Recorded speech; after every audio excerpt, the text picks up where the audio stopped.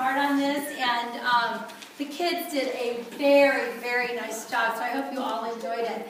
We are going, I had them go back to their places because I thought maybe what we could do is take some pictures where they are right now, and then you can kind of blend them in with families and take some pictures, and then hopefully before we go out for the reception, I'd like to take one group class picture over here, so just hold off before you go outside until after we get that group picture, if that's okay. So you are free to go ahead and go on and meet the cast members.